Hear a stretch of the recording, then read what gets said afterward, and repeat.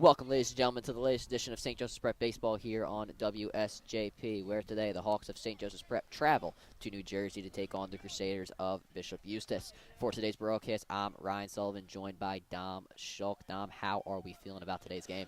Feeling good right here, hoping the Hawks get a bounce-back win on a 3-game losing streak. Lost the second half of a doubleheader to Fordham Prep up in the Bronx, and then back-to-back PCL losses against Newman-Goretti and Lansdale Catholic. Bishop Eustace, a historically strong program, but I believe the Hawks have it in them today to pull out a win. And we're getting right underway here at Bishop Eustace High School. First pitch to Emilio Inacone is outside for a ball. Inacone this season in 8 games played, a .240 average in 32 plate appearances, 6 hits, and 2 RBIs. Emilio has been the starting catcher for almost every single game, except that second one against Fordham Prep. Second pitch a bit low to Inacone. It is now 2-0. Yeah, Bishop Eustace coming off a win most recently on the 19th, a 3-2 W over Morristown. Third pitch, here to Inacone. That one in there for a strike. All the pitches have been in relatively the same spot so far. Definitely so far. See how the umpire looks at those and calls those, I guess you should say. The 2-1 now to Inacone.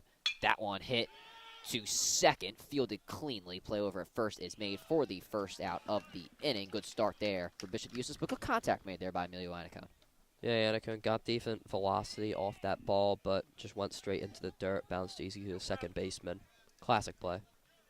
And up next for St. Joe's Prep, Pat Veza. Typically we see Veza bat more towards the bottom of the lineup, but today the Prep making a bit of a change here. Veza this season in 8 games played, a .250 average, 27 plate appearances, 6 hits, 2 RBIs, and also 2 stolen bases on the air. And first pitch, a base hit for Pat Veza. The Prep starting off here early with a hit, and that's something we haven't typically seen from St. Joe's Prep this season, Dom. Yeah, I mean, the Hawks, they need to just get going in these games early. I mean, they've come out flat in a lot of these games, but Veza, I mean, he's moved up in the batting order. They're hoping he can provide a spark, and that's what he did just there. But up next for St. Joe's Prep, Robbie Grasso continuously hit in that 3rd spot this season. In 8 games played, a .292 average, 7 hits, and 7 runs as he fouls that pitch off. Also has pitched a few times this season in 1 appearance, and he started in the first game against Fordham Prep, where he pitched a few innings, gave up no runs in that contest. Also our resident D1 commit going to Lehigh. This is true, Lehigh Valley commit. Love to see it. 5 commits that the St. Joe's Prep team has. Same thing as well for Bishop Eustace. Second pitch to Grasso in there for a strike. Good placement there.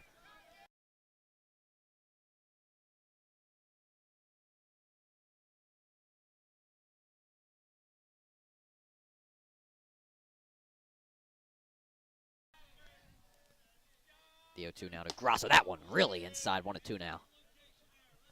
Grasso has to duck back a little there, but keep in mind he was down 0-2 there, so. We did not mention that Pasalacqua,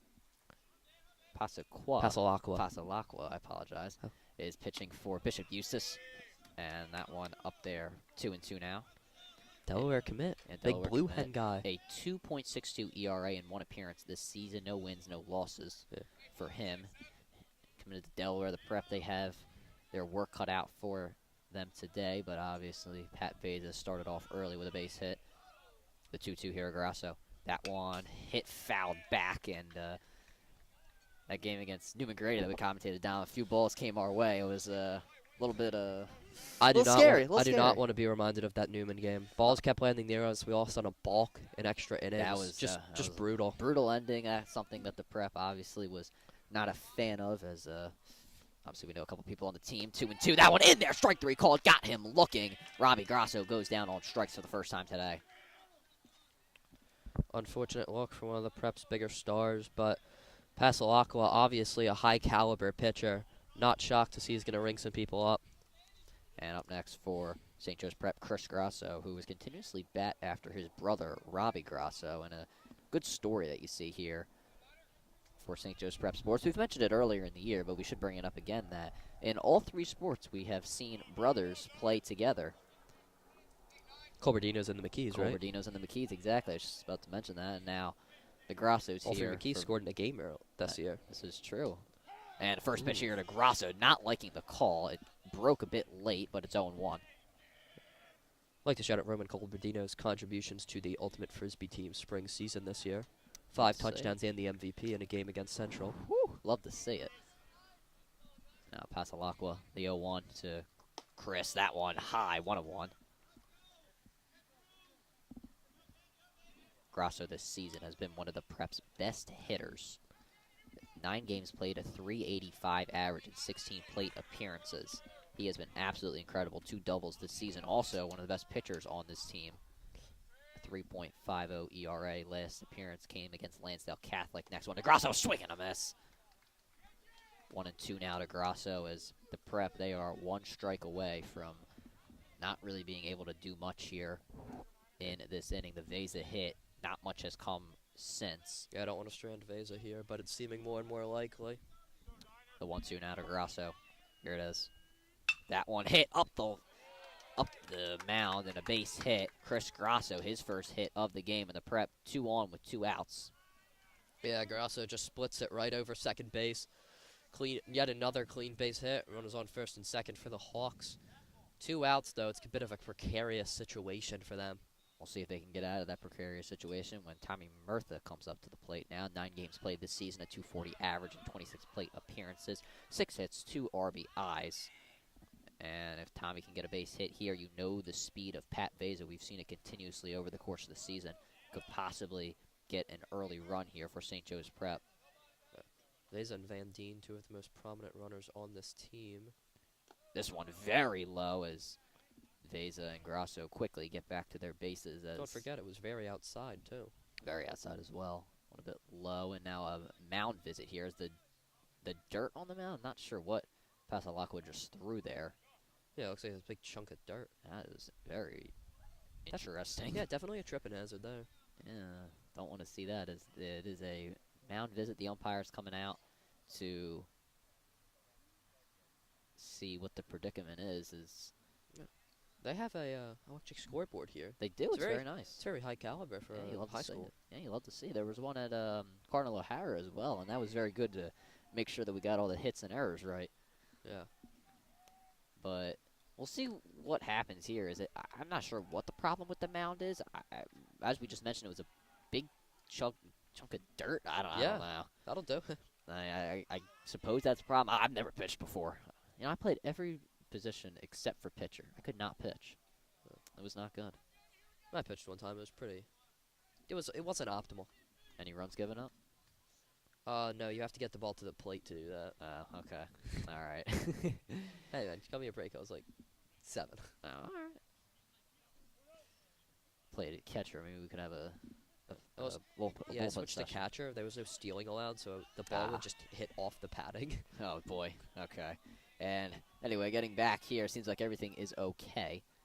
And as I mentioned, Tommy Murtha now up for St. Joe's Prep. This one in the dirt again. We're going to get a steal. As I don't think the catcher does not realize where the ball is. Veza and Chris Grasso each stealing bases. And the Prep able to get both runners in scoring position here with 2 outs. Yeah, catcher appeared to believe that the pitch had somehow bounced above him when it hit in the dirt. Allows a double advancement from the Prep runners. And now, next pitch here to Murtha. That one hit high in the air. And looks like the outfielder's able to see it. They make the catch, and that will end the top half of the inning. St. Joe's Prep get 2 runners on, but not able to get anything out of it. It is 0-0 as we go into the bottom of the first. Dom, a very decent inning for St. Joe's Prep, even though it resulted in no runs. Yeah, unfortunate to strand 2 runners in scoring position, but the bats did come alive, and a fortuitous error was made by the Crusaders, but still, certainly a hotter start than we've seen in recent games. Definitely, and it looks like Michael Capolato is coming out for St. Joe's Prep to start in this one. The Eastern commit making his first start of the season. In 1 appearance this year, has a 2.33 ERA with no wins and no losses. Dom, on the WSJP broadcast, we are yet to see him this season. He obviously pitched against Fordham Prep in the first outing there. For St. Joe's Prep, Yeah, you're not built for the Bronx, buddy. Couldn't even go. well, it was planned, but fortunately we were not able to make it there.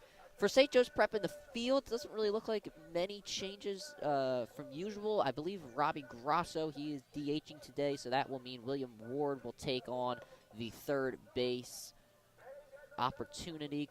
Chris Steinmetz looks like he is in left field today, which would make Kyle Almond in center. So a few changes here at Bishop Eustace High School. This is not a PCL game, so the Prep not going with their usual starting lineup. They're trying to experiment. We saw that at Fordham Prep as well. I don't know if anybody saw the game on Game Changer, but the Prep, they were able to experiment with some guys, some pitchers in there, lots of pitchers in there. Actually, two guys that we see on JV, David Locker, Alex Orespi, they were able to play in that game against Fordham Prep as well. Alex Orespi, broadcasting legend. Yes, Alex Orespi, one of our own here on WSJP. Also, Cole Kuhn, one of our own.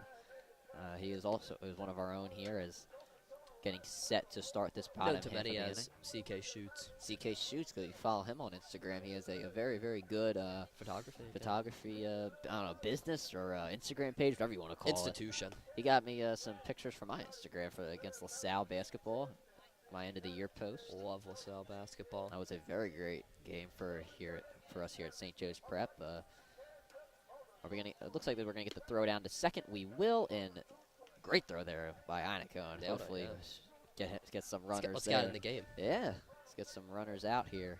If there are any, let's hope there's not at all. But anyway, yeah, my unbiased prediction is probably a perfect game from Capilano. Yeah, we'll definitely see. Anyway, starting off here for Bishop Eustace, Dante Bell.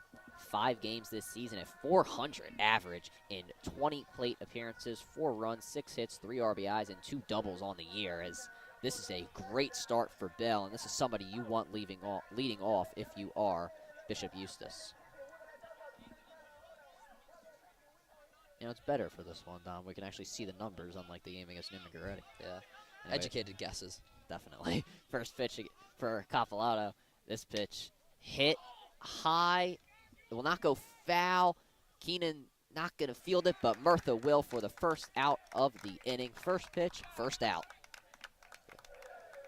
Gotta say, I would like to keep him coming like that. Definitely is. Great communication there by St. Joe's Prep, as Keenan, I don't know if he didn't see it, but great job by Murtha there, though, to make sure he got the out. Up next for Bishop Eustace, it will be Fiola. 5 games played this season, a .412 average in 19 plate appearances, 7 hits for him on the year, 4 RBIs. First pitch low for a ball.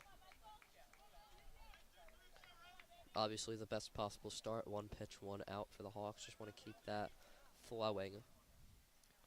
The 1-0, that one in there for a strike. Great pitch right down the middle from Capilano. Yeah, it's the type of pitch I feel you want to hit if you're Fiola, but chooses to take it looking. He saw it. And we'll see if he possibly swings on this one. The 1-1, that one low, 2-1 now. Looks like Capilano and Einacone are very comfortable with each other out there. We've seen Lodwick and Grasso kind of wave off Einacone's suggestions, but Capilano, I don't think he's waved off anything yet. This one hit high. This one will go out of play, foul, and it's now 2-2. Thank God they're not coming here. Yeah, Bishop Eustace, gorgeous campus. Yeah, very nice campus. A very nice crowd as well. You know, we've seen St. Joe's Prep baseball getting a lot of attendance here. We've had great attendance against Newman Goretti and O'Hara and places like that. This next pitch fouled off once again, and it will remain 2-2.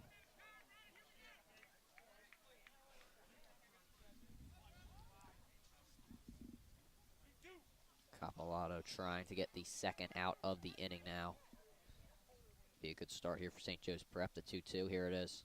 That one, a swing and a miss, strike 3, called it.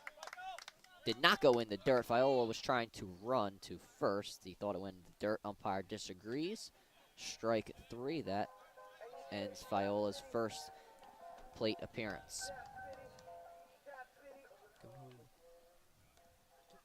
And now Great walk-up Capilano. song. Love homecoming. Yeah. First pitch from Capolato. That one outside, 1-0. Hitting now for Bishop Eustace is J.J. McLaughlin. 5 games played, a 2.14 average, and 18 plate appearances, 3 hits and 3 RBIs. The 1-0. That one in there. Great pitch. The heat. Capolato brought on that one. 1-1. Fastball's been coming out very clean for him. Definitely. And now the 1-1. That one in there again. The heat. 1-2.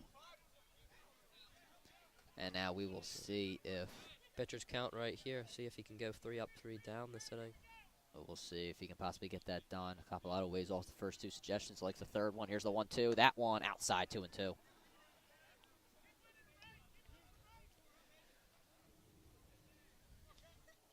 now McLaughlin trying to get it done here, get a runner on with 2 outs. The Prep, they were able to get some runners on with 2 outs. We'll see if it can be replicated here by Bishop Eustace, and it will be fouled off on the 2-2. Crusaders, even if it's just for morale, you just want to get someone on. Don't want to go hitless in the first. And now the pitch here. Here it is. The 1-2 once again. This one, a swing and a miss. Strike 3 called. Got him swinging. Capolato, 2 strikeouts to start this one. And a great start in this first inning for St. Joe's Prep.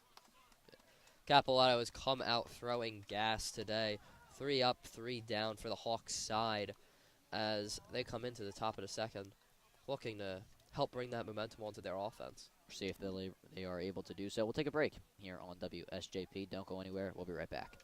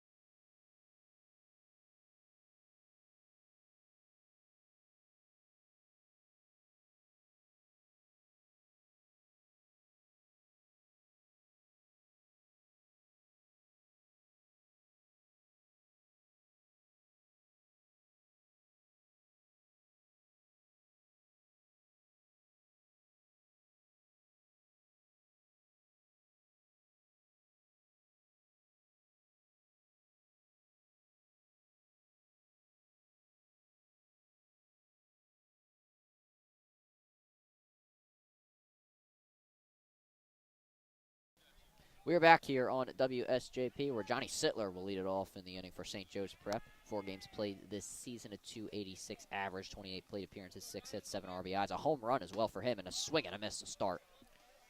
Yeah. Johnny Sittler up here, the hero of Cardinal O'Hara. Yes, that is true. See if he can replicate that, open up the scoring today. Got a great interview with him. He was very open to say that he was not really hitting the ball that well to start the year, but he was able to pick it up in that game. And now the 0-1. That one, another swing and a miss. He foul-tipped that one, but it is now 0-2. Yeah. Good pitching out the gate here from Passalacqua. Hoping to keep the Hawks off the base pass. It would be great for St. Joe's Prep to get Sittler on base, as he does have 6 stolen bases this season. And now the 0-2 from Passalacqua. That one, a swing and a hit to short.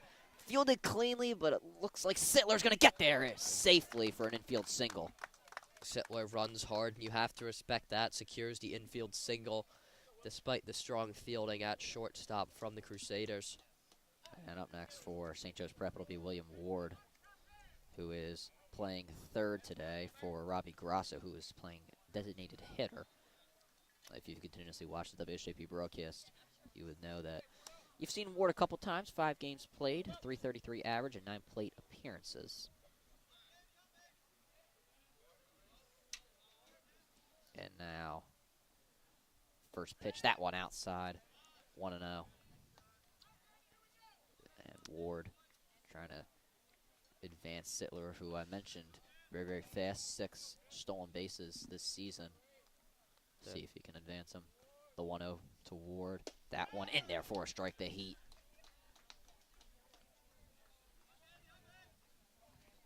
See if that continues here from Pasalacqua.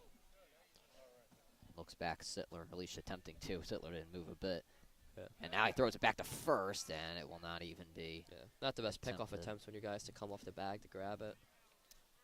Yeah, Rosenberg playing first today for Bishop Eustace. We had some pickoffs and some pretty good pickoff attempts against Newman Goretti the last time we broadcasted here on WSJP. And another throwback to first that time. Rosenberg going to try and tag Sittler. Definitely a bit closer as Sittler is still back in there safely. Good start, though, for St. Joe's Prep. 3 hits through the first 6 batters. I mean, you can't really get any better than that. Now got to run on with nobody out. Just need to capitalize on an early runner right here. And with Jack Keenan coming up next, we'll see if he's able to possibly make a difference here. And hopefully William Ward can do that in this at-bat. The 1-1. That one hit foul. And it's fouled off to that Bishop Eustace side a lot here today. Yeah. As now we feel a bit of a breeze here at Bishop Eustace. I can feel a little bit of the cold, but it's a nice breeze. It's a good spring day here. Good day for baseball. Oh yeah, beautiful. I mean, 65 and cloudy. Love to see Don't it. have to worry about the sun glare. Yeah, not at all. Here it is, the 1-2. Sittler stealing a swing and a miss. Strike 3. Throw to second. Sittler is out. He gets caught stealing, and now from what looked like a great situation for St. Joe's Prep turns into a nightmare. 2 outs. Nobody on. Nobody on in the span of just 1 pitch. Great defensive moment right there for the Crusaders. Great throwdown as well. Showing they were ready. Up next for St. Joe's Prep, Jack Keenan. Keenan, we have seen him a lot at first base this season. Really the only first baseman the Prep do have, but in 9 games played this season, a 192 average and 30 plate appearances, 5 hits, 3 RBIs, 2 doubles. See if Keenan can get the momentum back in St. Joe's Prep favor. He takes this one outside, 1-0.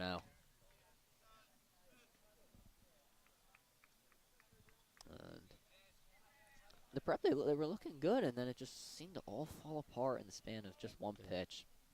The 1-0 to Keenan. That one hit high, and I don't know where it is. Looks like it's going over to the JV field. Where actually St. Joe's Prep JV team is playing currently. Hopefully they're winning it for the St. Joe's Prep brand. Yeah, brand. I guess there you go. That's a good word for it. And now the 1-1 to Keenan. That one low, 2-1. Great break on that ball. Just didn't get Keenan to swing on that one. Yeah. Great bait, no bite. One thing I love about that scoreboard is that they have the amount of pitches thrown, I think, for the pitcher, and I really like to see that. Oh yeah, let's go. The 2-1, a swing and a miss. Great cut by Keenan. If he was just a bit lower on it, could have possibly had a base hit. Yeah. Pasalacqua showing good movement on his pitches. And now the 2-2 to Keenan to end the inning. That one, a swing and a miss. Strike 3 called. Got him swinging. Pasalacqua, another strikeout, and St. Joe's Prep. Could you say they go down 1-2-3? Suppose so. I mean, 3 batters went up, 3 guys went out. This is true. And the Prep, they had a good start, just not a great finish. And the Prep, 8 hitters through the order so far, and 3 hits, not bad, a 375 average. 3-hit advantage over Bishop Eustace, although nothing to show for it so far. Unfortunately, Capolato back out there for his 2nd inning of work, and he had a great first inning. I don't think you could really have any better of a first inning, in my opinion. Yeah, Capolato was throwing heat to begin. We'll see if he can keep that arm roaring. Only 12 pitchers. Start the 2nd. Only 12 pitches. Yeah. That's really good. I love that scoreboard. Efficiency. St. Joe's Prep, we want that scoreboard for our home games. Come on, FDR. But we do FDR is actually, that's a great field down there. You know, it's in the heart of South Philly. You love to say it though. Yeah. That's who don't love South Philly? Yeah, I just mean, right next door to the Prep. Yeah. Home field, and maybe play some football games down there. There's a field down there in South Philly. Maybe we can play some games down there. I don't know. Yeah. Obviously, we have a Yeah, for sure, bro. court. Yeah, for sure. All right. You know, another great throw down there by Inacone, and that is how we're about to start the second inning for. Yeah. I mean, a good throw Bishop down by the Eustace. catcher can certainly swing the momentum of the game. I mean, we just saw that. Sittler getting drilled trying to steal second. Matarisi. And now Matarisi up for Bishop Eustace in 5 games played this season, a 188 average and 17 plate appearances with 3 hits on the year, 2 doubles for Matarisi. And Capolato once again out there for his second inning of work. First pitch, that one a swing and a miss. Great start there. Capolato begins the inning the way he ended it. Clean strike, making a man miss. Now the 0-1. That one outside, 1-1 now. Capolato's gotten a lot of guys to swing on those pitches that are breaking well. And we'll see if he can continue to do that. The 1-1 here. That one a bit inside, but still called for a strike. 1-2 now. Bit generous by Blue right there, but will not complain. Got him jammed. Got the batter jammed up a little. Capolato 2 strikeouts. See if he can get his third now. That one hits Matarisi, and Bishop Eustace with their first base runner on of the game. And that kind of hurts if you're St. Joe's Prep. You had the 1-2 count, as you mentioned, Dom. Of course it pitcher's hurts. They count. just hit the batter. Well, I mean, it was kind of, I was leading into my point. But anyway, you get, I forgot what I was going to say. You know, anyway, the 1-2 count, and that could just kind of, I feel like that can kind of derail a pitcher a little bit. But anyway, Hopefully it doesn't mess up Capolato's momentum. he's been great so far. Gonna steal over to second, swing and a miss. Throw to second. Runner is safe. Matarisi, and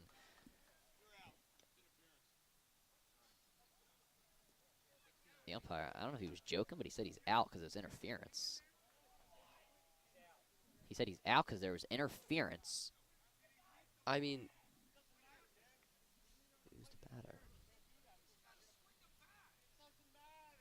And we have a bit of an argument here. Max Sullivan, who was pitching, and the first base coach for Bishop Eustace, is not a fan of the play. Oh, very. The umpire and first base coach for Bishop Eustace not having a friendly conversation, but Yeah. Max Sullivan. Sullivan, he is out. Yeah, Max Sullivan called out. I mean, you could make the argument he was in the way of Anacone, but also it wasn't intentional. I mean, it's just what happens when you have to quickly throw, I feel. Well, regardless, 1 out here, and runner goes back to first, that being Matarisi, and I don't think they're going to steal anymore as after that one. But anyway, for Bishop Eustace, it is Inacone. In 5 games played this season, a .071 average and 15 plate appearances.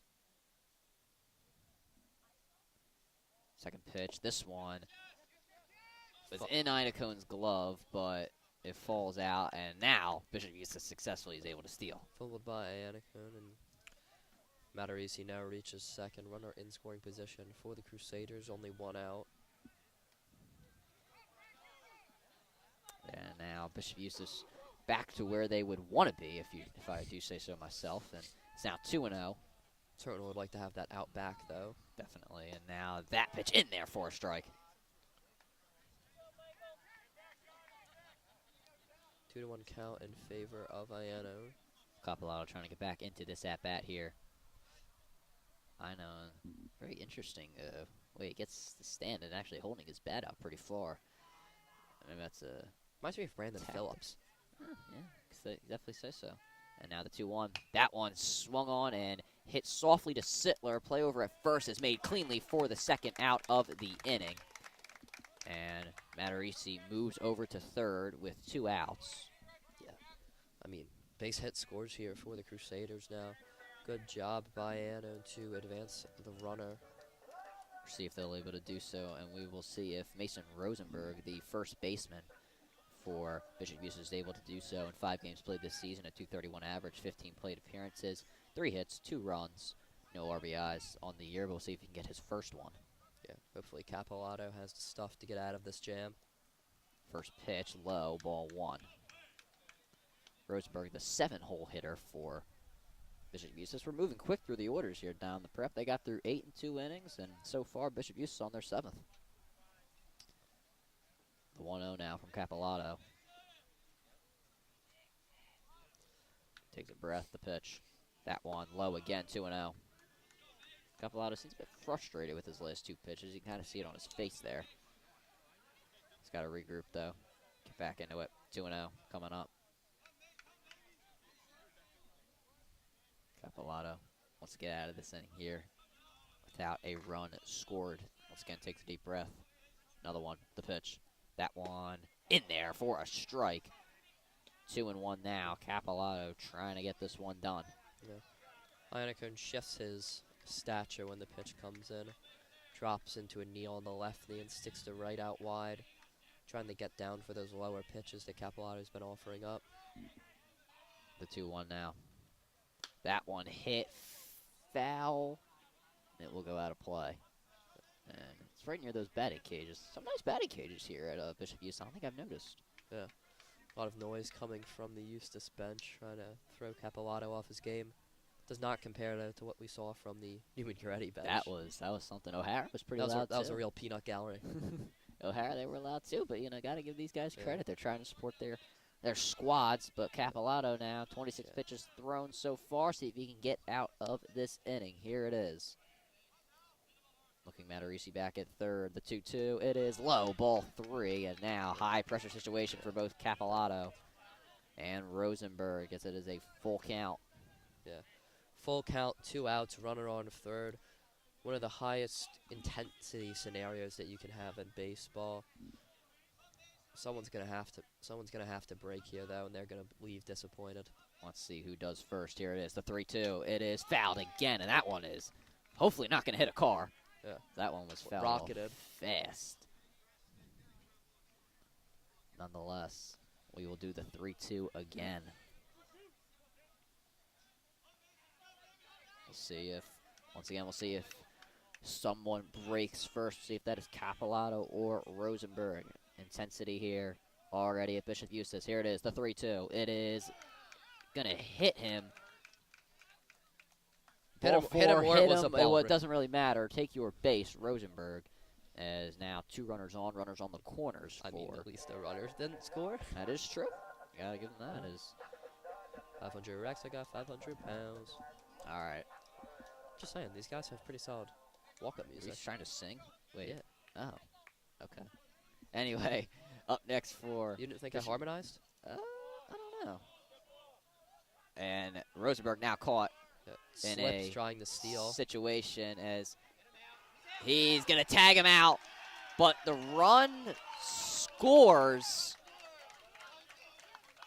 Coach Muff is very, very disappointed with that. I don't think he likes the call. I don't know. He's not arguing. He doesn't argue the call, but nonetheless, that is an out. Yeah. But a reached run home before the scores tag for Bishop Eustace. It is 1-0 Bishop Eustace as we go into the third, and that hurts. Yeah, that really hurts. High IQ play by the base runner Matarisi, knowing that he had an opportunity to score, but you got to apply that tag before he comes home. And Prep seemed kind of, I think what the issue was is Prep seemed kind of intent on just like running him down and eventually tagging him. Wasn't really actively pursuing him until it was too late. Have to be more aware of your situation. Well, we will see if the Prep are able to regroup here in the third inning. We'll take a break here on WSJP. We will be right back.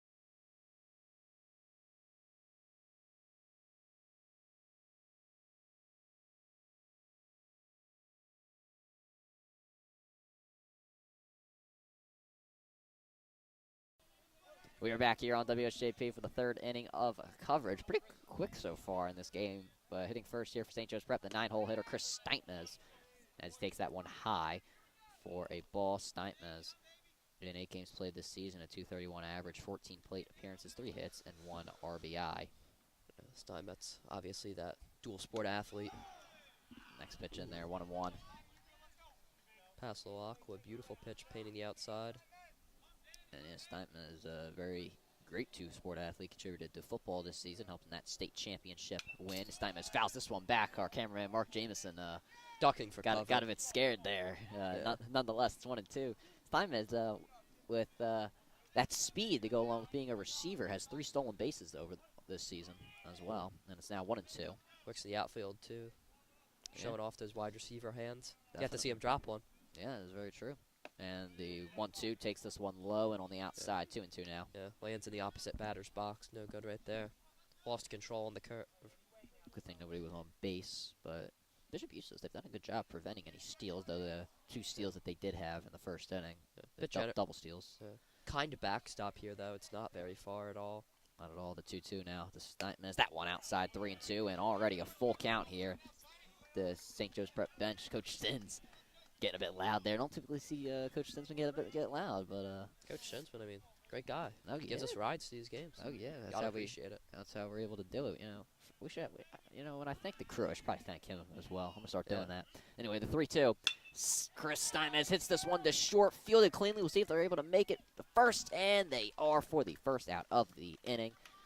Yeah, respect to him for running through that hard, but no good right there. So for the Prep, through 9 hitters so far. They got 3 hits, which is obviously an average of .333. So not a bad start for St. Joe's Prep, but they don't have a run scored because of it.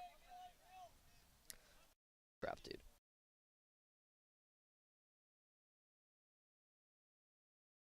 Actually, wait.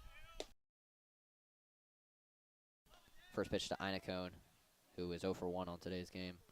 0-1.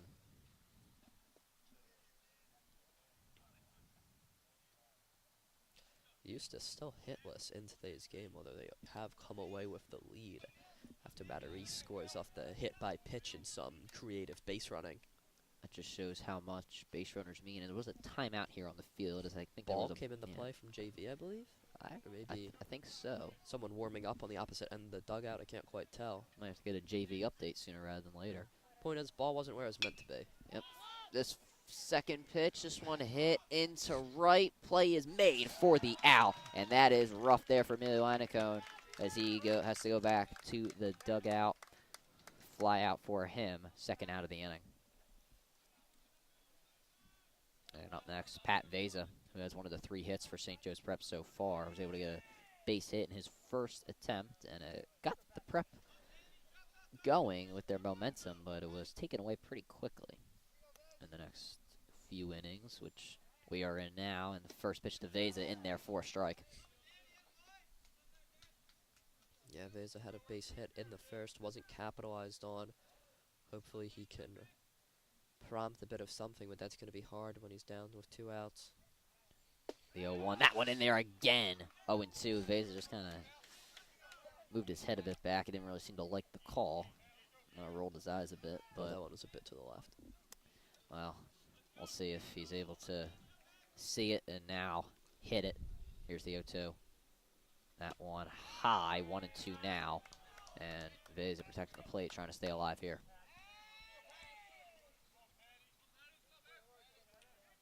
Veza trying to keep the inning alive here for St. Joe's Prep. 41 pitches for Pasalacqua so far. The 1-2, here it is. That one low, ball 2, great placement, but the umpire not going to fall for it.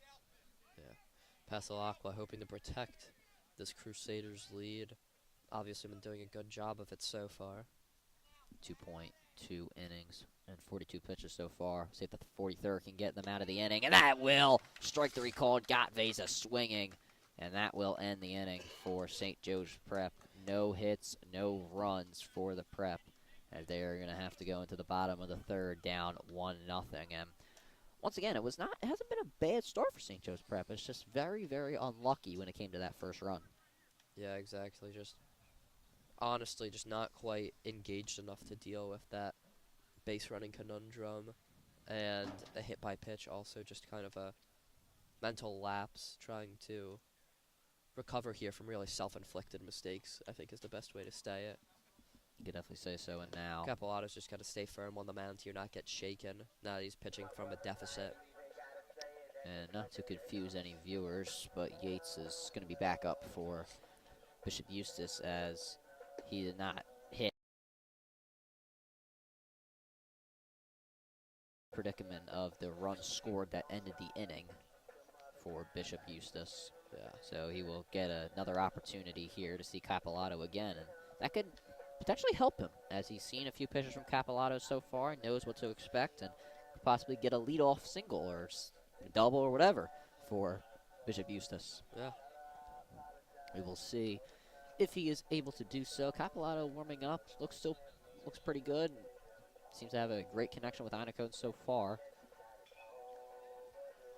And we will get the throw down to second, and another good throw down from Inacone. And we will see if that results in a solid outing in this inning.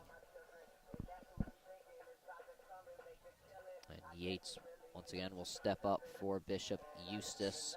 5 games played, a 200 average, and 15 plate appearances, 2 hits, 2 RBIs, a double this year. Has also been a man who has scored 3 runs for Bishop Eustace this season. And as I mentioned, he saw Capolato in the last inning, but was in the predicament of the runs scored that also ended the inning for Bishop Eustace. First pitch in there for a strike for Capolato. Good start. Can't say he came out afraid. Not at all. Not at all, even though Yates has seen him beforehand. And now the 0-1. That one on the outside, 1-1. Great catch there, though, by Mayo Inacone.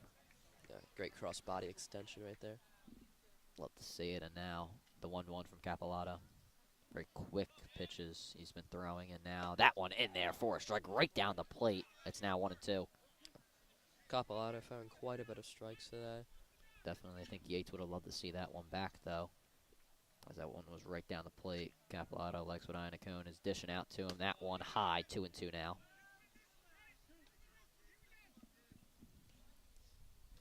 Capolato's taking a deep breath. Needs to get this out. Wants to get a good start here for St. Joe's Prep. Got to get the bats back up. The 2-2. That one, going to call a bit high. 3-2 Ward. William Ward out there at third. Kind of slamming his hand in his glove. He seems to be kind of frustrated there with the call. I think he was expecting to get a throw from Inacone there. Did not like that. Some would agree with you down the 3-2. The full count. That one in there for a strike. Got him looking, and that time Capolato gets the strikeout, his third of the game. Yates did not seem intent on swinging. Not at all. Got, in my opinion, 4 strikes thrown to him. Doesn't choose to come around on any of them. And now up next for Bishop Eustace, it'll be Gabe Rogers. This pitch swung on and missed. A great start for Capolato. Rogers in 5 games played. Capolato's just going up there and ripping it. Yeah. You gotta love the confidence. In 5 games played this season for Rogers, a 182 average, 13 plate appearances, 2 hits, and 1 run scored. That next pitch in there, strike 2. It is a quick 0-2. Didn't even get time to read off the stats. Yeah. The power of being a fellow Mr. Campbell comp sci principal student. And we'll see if that power can get him to the strikeout here, and it will not on that pitch. It's now 1-2.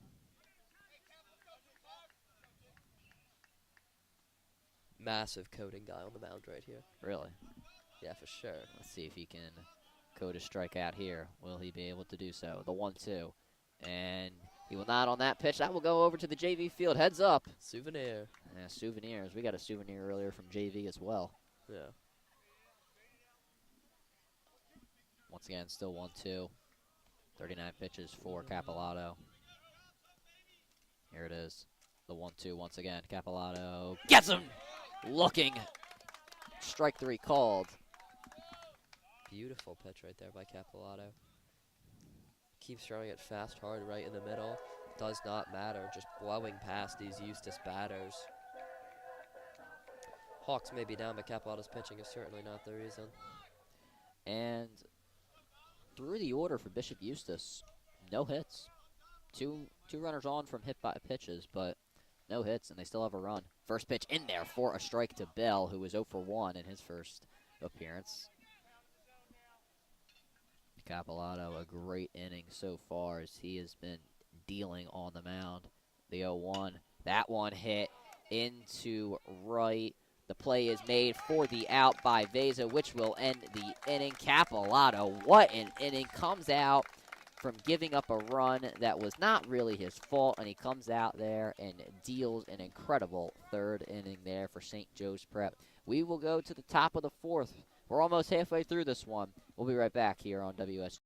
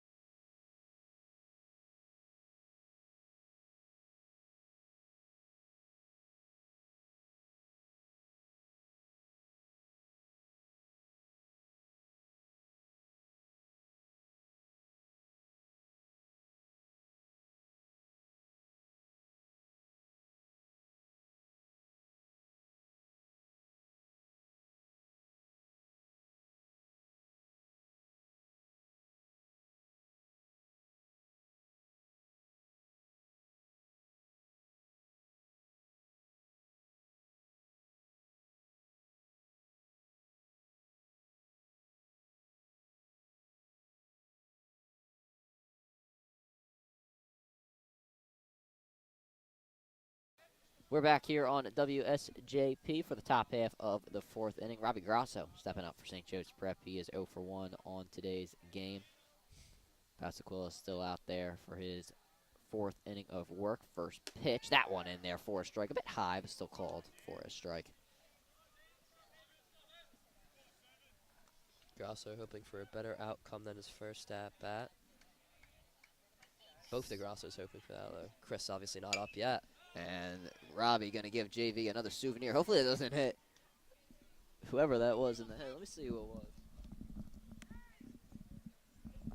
was. Inspector Sullivan over here. Can't see who it was playing short, but that's where it went. But nonetheless, it is 0-2 for Robbie Grasso. Here it is, the 0-2. Check swing. He did not go around. It's 1-2 now.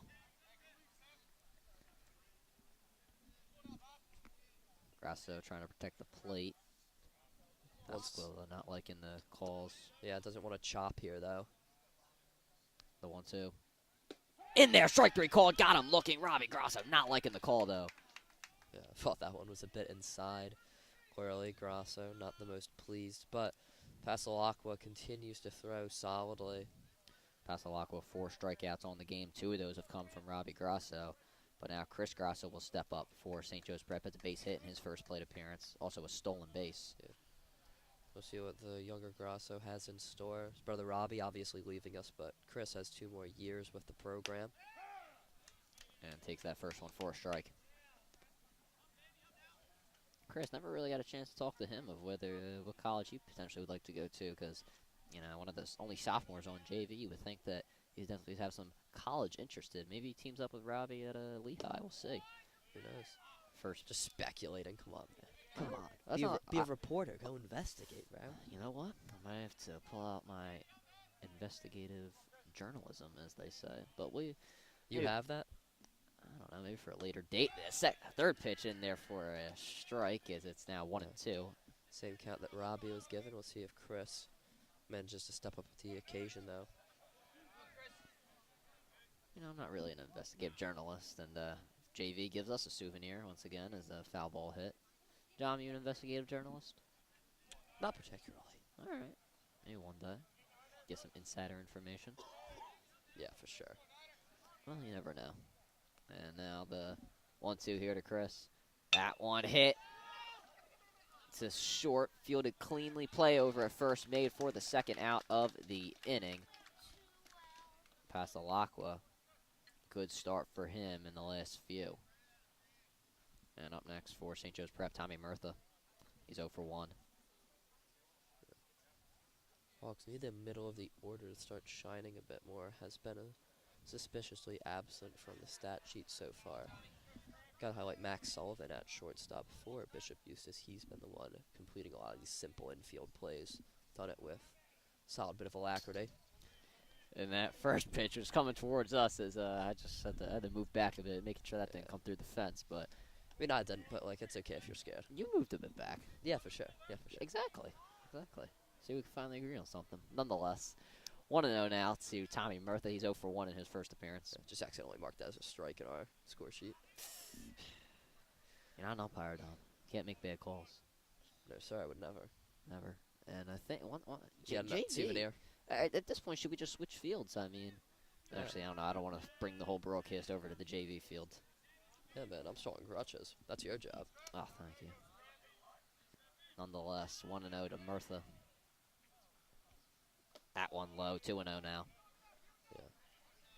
Murphy building the count. Pasalacqua has gotten two strikeouts in a row, but some of his pitches have been coming out low this game as a general trend.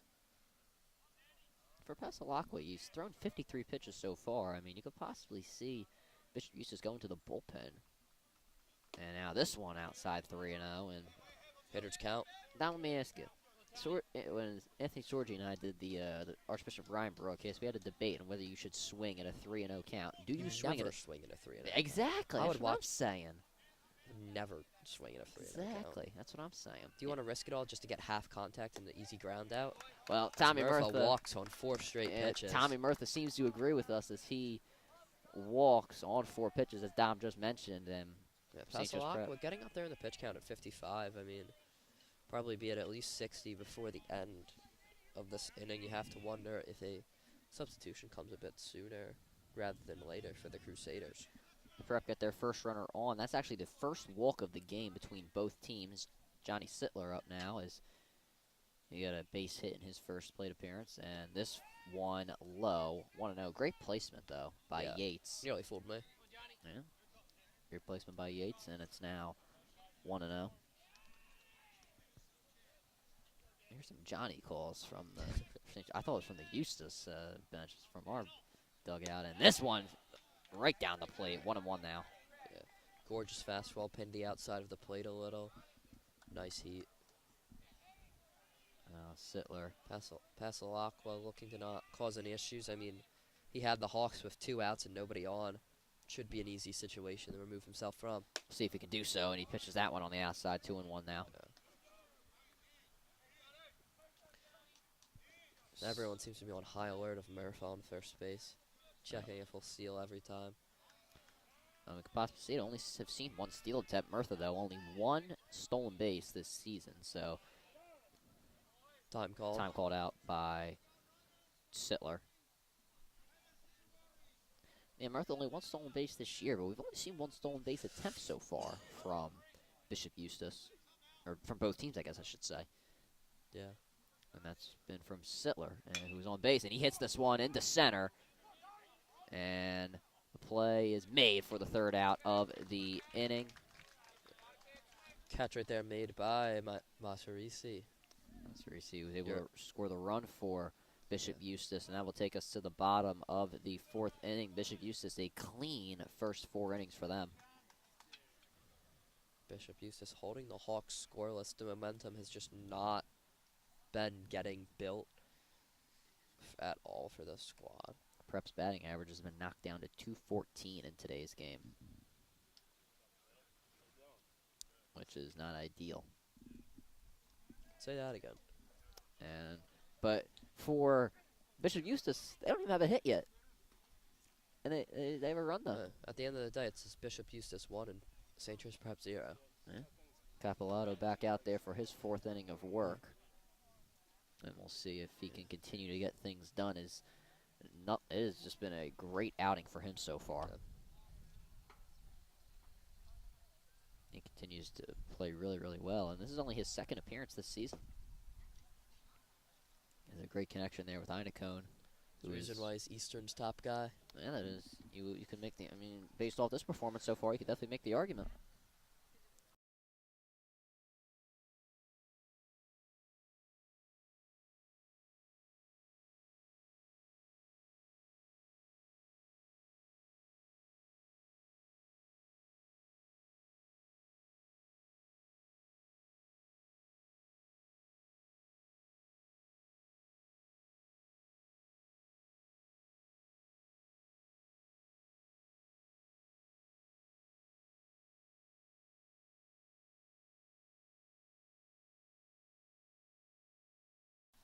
Einacone throw down the 2nd. As that will start us off here. Fiola now up for Bishop Eustace as he is 0 for 1. As Bishop Eustace, I don't even know why I mentioned it because they don't even have a hit yet. Fiola kind of messing around with the sand in the batter's box. That's interesting. They have walk-up songs here. Where are those? Oh, I see the speakers now. I didn't even know where the walk-up song was coming from. Now I see it. Yeah. And now I see who's running it. The walk-up songs. What do you know? Look at what you find when you just take a minute and look around, Sullivan. Definitely. First pitch here to Fiola. That one low, 1-0. Viola, really one of the more underrated string instruments. You know, guitars and the violins get all the love. That's what you got from his last name. Yeah. All right. 2-0 now, as that one's a bit low once again. Same spot for Capolato.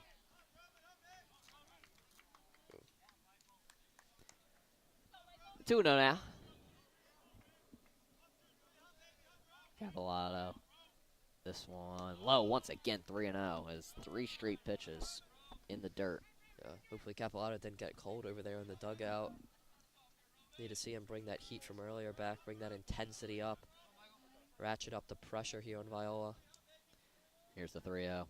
That one low, ball 4. Take your base, Fiola, as that is the first walk of the game for Capolato. Capolato walks a man on 4 straight pitches. Fiola takes his base. One of the least beneficial ways to start an inning right there. Definitely. Really sucks the air out of the squad when you start on that 4-pitch walk. Doesn't inspire confidence in your head as a pitcher. And now McLaughlin up for Bishop Eustace. 0 for 1. First pitch. That one in there for a strike. Right down the plate. Capolato once again showing no fear. Yeah, showing he won't back down. He's going to continue to throw as hard as he can. The 0-1 now from Capolato. Looking back, Fiola on first. Einacone hopping around behind the plate. Here's the pitch. That one a swing and a foul tip. I think it got the umpire in the face mask. Hopefully he's okay. As you see him right in front of your screen here.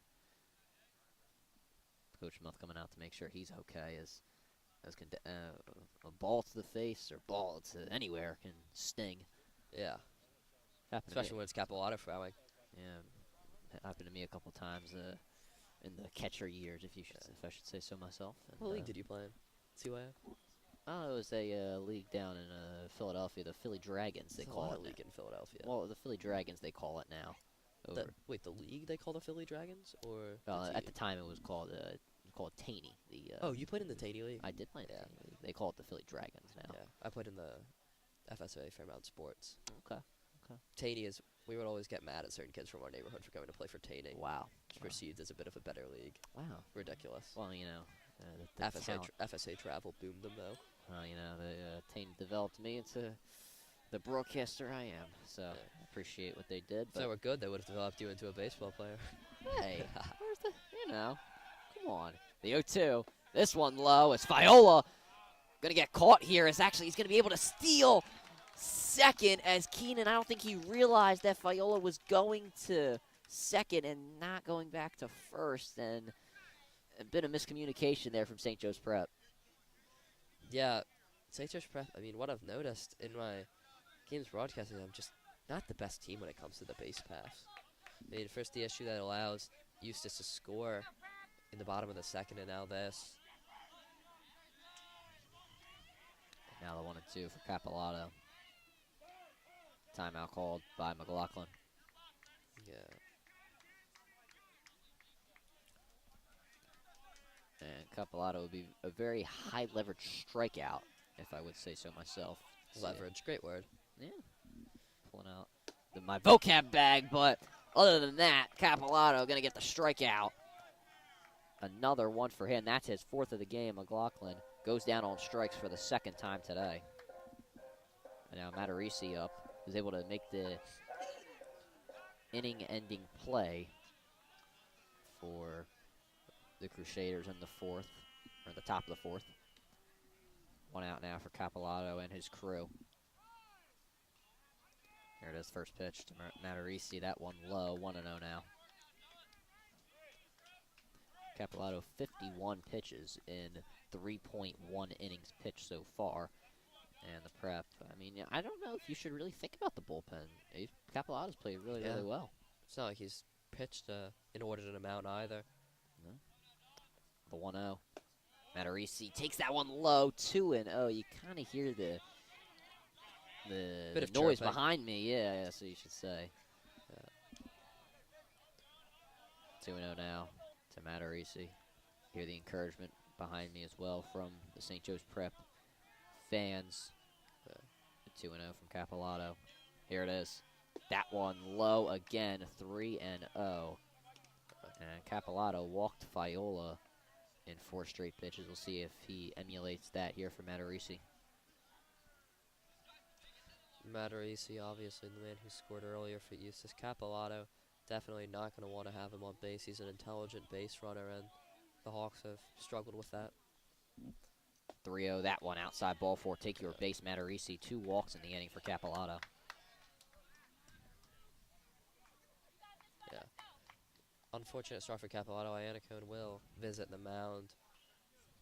I mean, hopefully he follows it up with a strikeout as he did with his previous 4-pitch walk, but really not an optimal start to the bottom of the 4th for the Prep right here. Coach Muth going to go out there to talk to Capilotto and Iannacone, and I don't believe we're going to get a mound.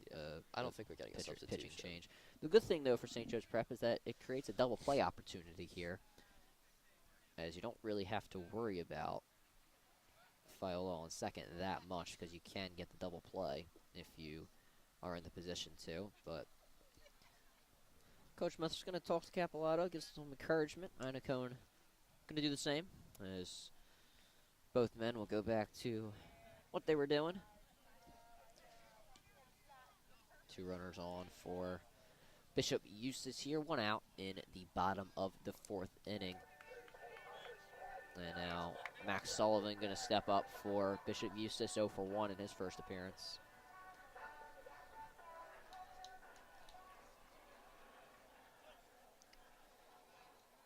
Capilotto, see what he can do here. And you see Sittler playing closely to second. He's going to move back and throw to second, almost over the head of Murtha. Does a great job coming down with it. Very scary. You hear the moans and groans from the St. Joe's Prep side. OBJ pose, trying to haul on to that. Manages to. Maybe a little different, but you know. One hand over the shoulder, I mean. I guess you could say so. Anyway, this going to start the at-bat here. Sullivan. First pitch. That one fouled off, and that's going to go behind the JV field into the parking lot. Sullivan is the man called out on catcher's interference earlier, if you remember, on Matarisi's original steal of second. When you say Sullivan, I feel like you're calling my name every time, so it's going to be a little hard. But nonetheless, 0-1 now. Yeah, you're probably used to being the Sullivan that got called out, right? That's just me. That's just me. I'm sorry. 0-1. Sullivan takes this one inside 1-1. You know, I was not a great hitter. I was a good fielder, though. That was the opposite. I raked, bro. I raked. Really? What was your batting? Well, I guess they didn't really have Game Changer then. No, on all those apps, yeah. I was gonna say, what's your? I have a little plastic trophy that said Silver Slugger, and that's it. I think I got a bunt hit once. 1-1. That one in there for a strike. I got a bunt hit. I remember that. There's just one kid who was like stellar at doing swinging bunts. He would do a full swing and the ball would hit exactly as if it was a bunt, and he would always get on base because everyone was confused. It was such a rec league team. He might go to the MLB. Yeah. Whoever he is. But anyway, the 1-2. And this one going to be fouled off once again. It will remain 1-2. Gabalotto just wants to get out of this inning now. He's caught up to Pasalakwa in pitch count after this pitch. Once again, JV hit a ball to our side. How did they? I wonder what did they do? They just like throw the balls back as the innings end. I gotta know. So. I gotta know. Anyway, 1-2. Capilotto got to do this one again. See if he can get the second out of the inning. Here it is. And this one is going to be hit into center field for a base hit. That is going to score a run. Viola around third. And the throw is going to get in. 2 runners are going to score. Matarisi comes in. And 2 runs scored for Bishop Eustace. It is 3-0 now in the bottom of the 4th inning with just 1 out.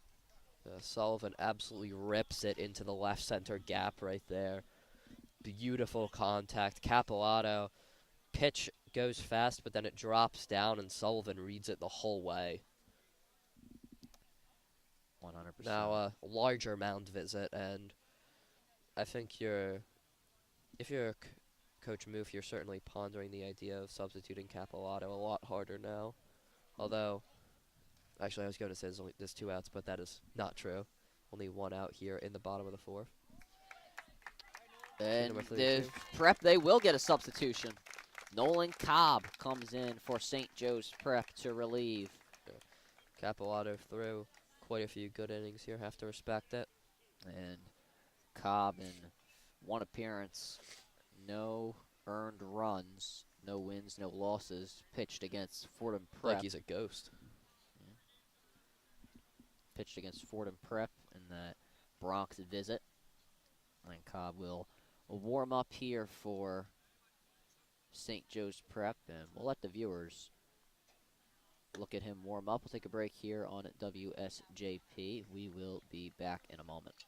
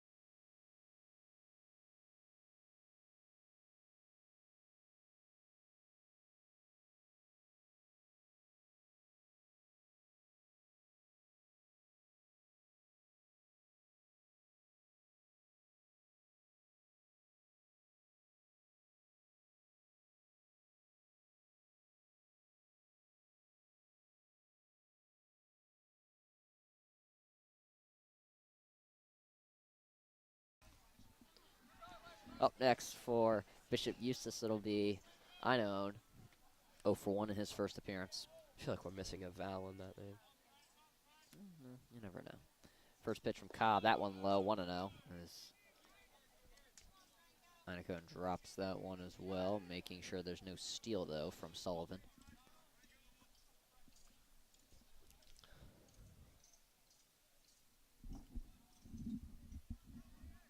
Cobb trying to get this one done here, trying to get the Prep out of this inning. Second pitch, that one low once again, and it goes past Einone, and he will just let Sullivan have third. Ward telling Einone, don't throw it. No, yet another self-inflicted mistake by the Hawks.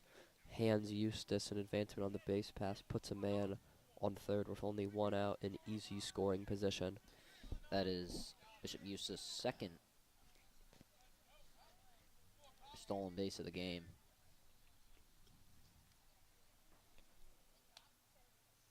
And now this one hit the first. Keenan makes the play over at first, but it will score Sullivan regardless. Keenan didn't make the throw over to home. Very I interesting. thought it was a makeable throw, but it certainly would have been tight. And I understand the risk reward of just wanting to get that easy out. Right. Yet another run scores for Bishop Eustace. They take a 4-0 lead on your St. Joe's Prep Hawks. Rosenberg now steps up. He walked in, or actually got hit by the pitch in his first appearance. Yeah. 4-0 now here at Bishop Eustace High School, but they're not going anywhere, folks. As remember at Cardinal O'Hara, Prep were down, what was it, 5-7 runs, and they were still able to come back as this first pitch hits Rosenberg, and Can we check him for a magnet? That is the second time he has been hit today. Yeah, it gets plunked right there pretty solidly. And the Bishop Eustace kind of frustrated that he's been hit twice, but Yates, the catcher now, will step up. Maybe they just want to see him rake. I'm not sure. See if Cobb can get out of this inning. Encouragement here from the St. Joe's Prep side. First pitch. That one outside, 1-0. Very Rosenberg on first. Very odd base running stance. He's crouched incredibly deep. Got to do what you got to do, and this pitch goes past Einacone, and Rosenberg gets into second with 2 outs. Well, that's what I get for mentioning his base running. He'll take second off. I think he heard you. Yet another self-inflicted mistake by the Hawks. Really been beating themselves in this game, I feel, is the best way to say it. Yeah. And now the 2-0 from Cobb. That one low again, 3-0. Looked like Rosenberg was ready to steal third, but Einacone was able to possess it. Hitters count right here for Yates. Remember what we said, never swing on a 3-0. No. But in our case, we probably would like to see it. Cobb looking back, Rosenberg at second. The pitch. That one. Ooh. I thought Not in there. It's going to be called for a ball. I thought that was a very good pitch by Cobb. I did as well, but it's going to be called a ball. Cobb walks his first runner. It's like when you said ball and Cobb back-to-back, it made me think you were saying balk, and I got like a flashback. Oh, got a deja vu. Yeah. Rogers now stepping up for Bishop Eustace in the 9-hole. Here's the pitch. That one. A bit high, called for a strike. Yeah, gets it to drop in there, solid framing by Einacone.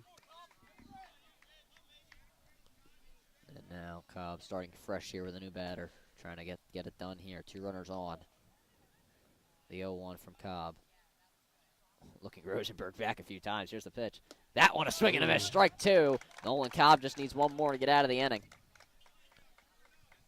Cobb needs to come through in the clutch right here. Cannot allow the Hawks to slip yet again. Really turn this inning into a deluge. See if he can get out of the inning here. The 0-2 from Cobb. And that one is low. 1-2 now.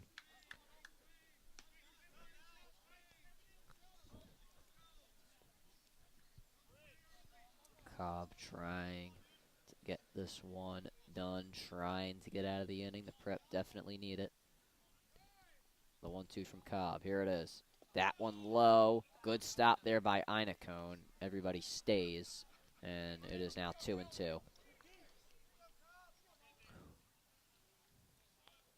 Cobb obviously not trying to give too hittable of a pitch to Rogers given the initial 0-2 count, but needs to start firing something in the strike zone and actually get out of this inning. 2-2. Swing and a miss. Strike 3 called. Got him swinging. Nolan Cobb gets out of the inning, but the damage is done. Bishop Eustace scores 3 runs in the bottom of the 4th, and we will go to the top of the 5th and see if the Prep can try and put up some runs themselves. We will take a break here on WSJP. We'll be right back.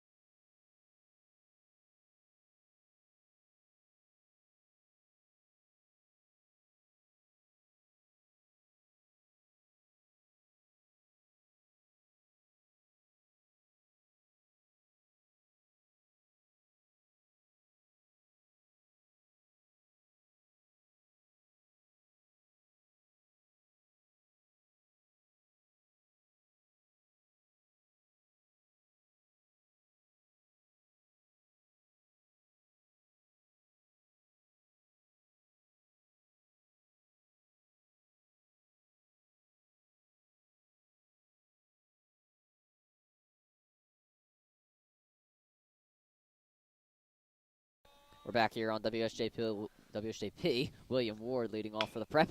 First pitch hits this one to short, fielded cleanly by Sullivan. Play over at first, made for the first out of the inning. Yeah. Sullivan fielded all 3 balls that have come his way incredibly cleanly. Great interior fielding by him. And the Prep not able to find their niche in this time through the order. They have not gotten a hit since Johnny Sittler's Niche hit. Did I not say it right? You said niche. Oh, I did say that wrong. I'm sorry. See, niche was a Sorry, I probably said that in a bit of a rude way. niche was a vocab word as well. And Keenan, his first pitch hit high to right. Play is made for the out. And 2 pitches, 2 outs for St. Joe's Prep. Brutal start for the Hawks. Chris Steinman is up 0 for 1 in his first appearance. I didn't even get to mention that Ward and Keenan were both 0 for 1 in their first appearances, now 0 for 2. You can say 0 for 1 and 0 for 2 for a lot of these Hawks appearances so far. First pitch to Steinman. I don't even think he was ready for the pitch, or maybe he was trying to bunt. I'm not sure what he was trying to do, but I think he was trying to bunt. Veza, Chris Grasso, and Sittler, the 3 with hits so far. Steinman is not going to try and bunt this time around. It hits this one.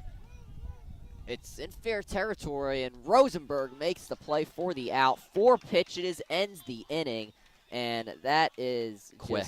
Very, very quick inning there for St. Joe's Prep. We go to the bottom of the 5th now, and now Bishop Eustace, they get a chance to start fresh in this inning and try to get their hot bats back up on the bases. Yeah, their bats really came alive. Actually, I don't even want to say their bats. I mean, it was walked twice and then a single hit. I mean, Bishop Eustace with actually a single hit this whole game. Yeah. Well, I mean, I guess they're good isolate, if that's what you want to say. They're good base running, I guess you could say. Robbie Grasso will now step into center field for St. Joe's Prep.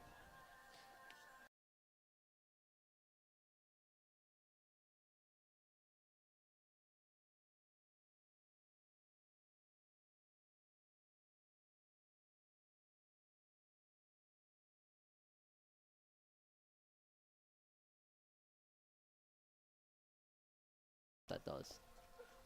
I think that was weird. Well, I thought it gave you I thought it would bring down.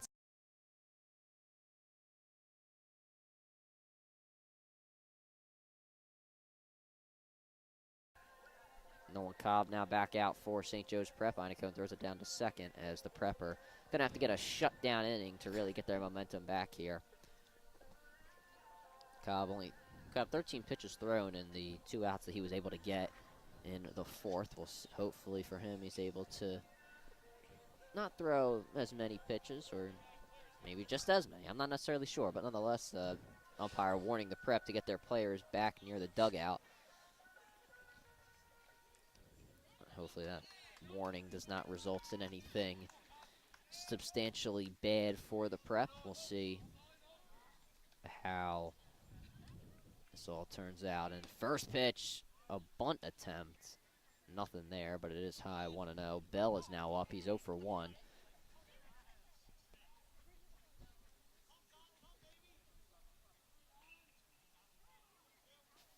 Second pitch, high again, 2-0.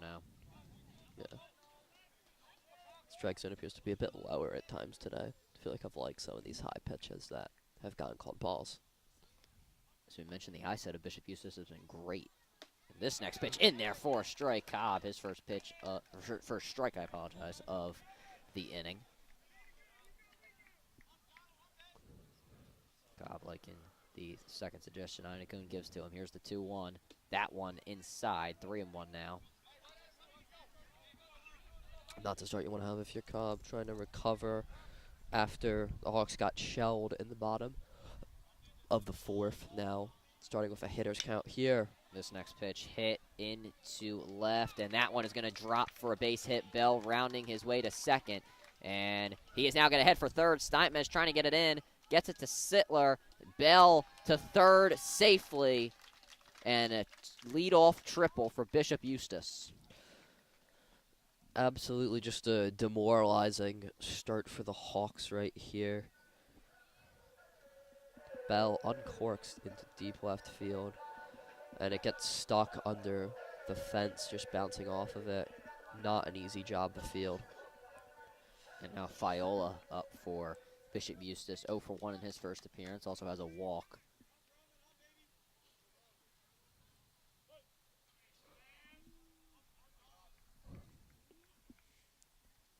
Danny Matthews is also now at first base. Forgot to mention that. Yeah. Is now first pitch low, 1-0. Yeah, substitution for Jack Keenan. Seen Matthews kind of as a utility man over the course of the season. The 1-0. That one a swing and a miss. Got him on the high heat, 1-1.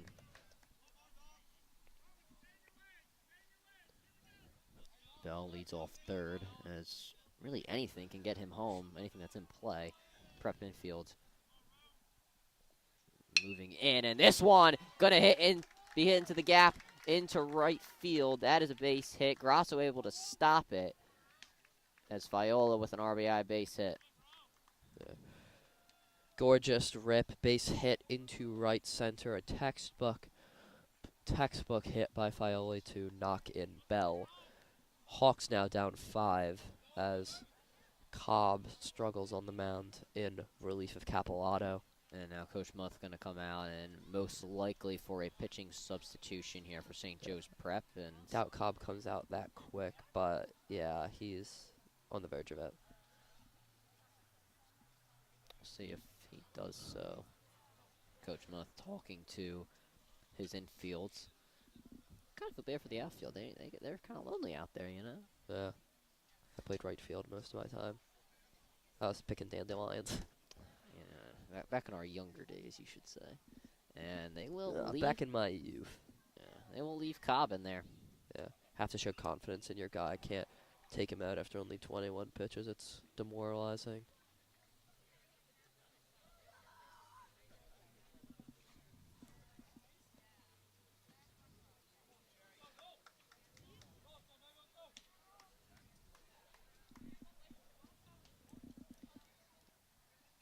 And up next for Bishop Eustace, it'll be McLaughlin.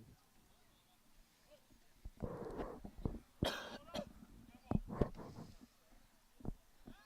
Cobb throw back to first. Not even a tag attempt from Matthews. Yeah.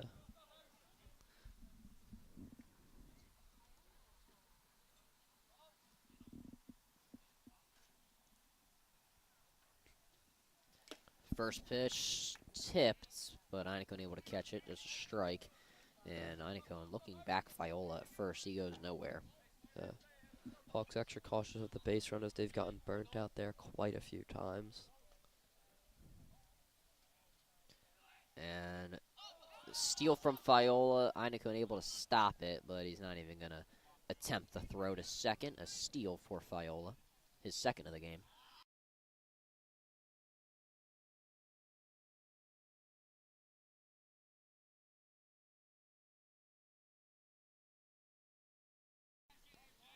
And now 1-1 here from Cobb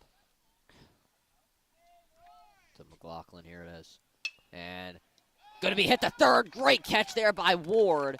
Gets him on the line out, and the first out of the inning.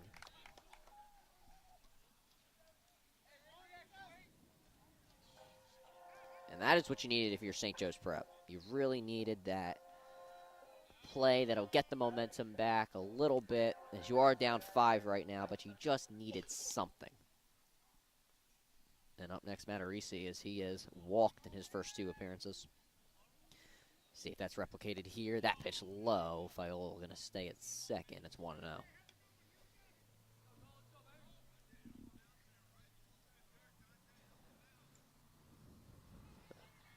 Matarisi, the man who opened the floodgates of scoring so far today. Was able to get a few runs across. Cobb continuously looking back at Fiola. 1-0. That one, a swing and a miss. Good off speed there from Cobb. Cobb throwing with a bit more confidence than he started this inning with. You say confidence? I did not. I felt like you said, I mean, that would have been a good, I'm not that corny. well, you know. Let's focus on the game. All right. 1-1 with 1 out. This one low. Great stop again by Aniko. Has a bit more of an opportunity to make a stop and prevent Fiola from getting to third, as he kind of shifted his body towards that way. It's 2-1 now. Cobb just trying to get out of this inning here. Strikeout or any type of out would be great. And Matarisi foul tips this one back. It's now 2-2. One more from Cobb as I hear the same words from the people behind me here.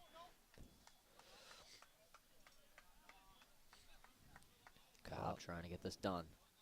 Really needs an out right here. Here it is. The 2-2 from Cobb. The steal to third from Fiola. That one low. Aniko not even going to throw it to third. And it is a full count now with one out. Runner now on third, Hawks.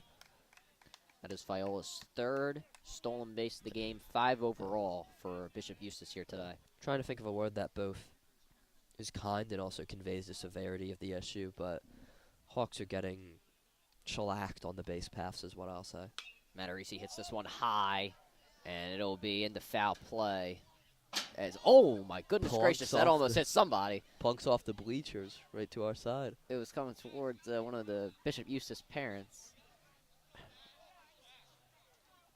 All right, well, hopefully everybody's okay. I think everybody is. Just a bit of a shock. Yeah, very big shocker there. I don't want anybody to get hit. Here's the 3-2.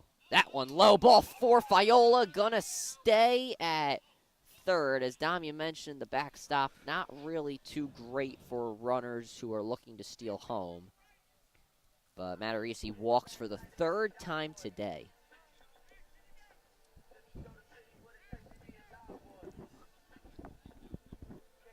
Up next for Bishop Eustace is Max Sullivan, who's also done a really great job in the field today. Has made a lot of plays at shortstop, and Coach Muth once again going to come out for a mound visit, and this will most likely be the time Cobb will come out of the game. And yes, it will. It hands the ball over. We'll see who will come in, and it will be number 10, Cole Blanc for St. Joe's Prep. Blanc this season in one appearance. No earned runs, no wins, no losses, and he's going to try and end the game here or end the inning, I should say, for St. Joe's Prep.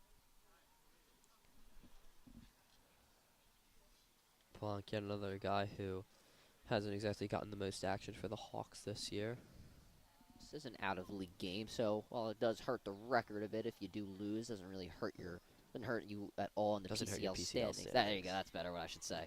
So you can always give some experiments to some guys that you don't typically see. But Blanc, we've one game played, hasn't given up any runs. There's certainly no reason why you can't play him. And hopefully he has been working with Emilio Iniko. No doubt that he has not. And he looking to throw some heat here and try and end this inning. But Sullivan is coming up, and he is 1 for 2 in today's game. Hit that 2-run RBI double earlier, and he was able to really get this going for Bishop Eustace. Gave them that 3-0 lead early in the 4th inning, and we'll see if he's able to get something done here.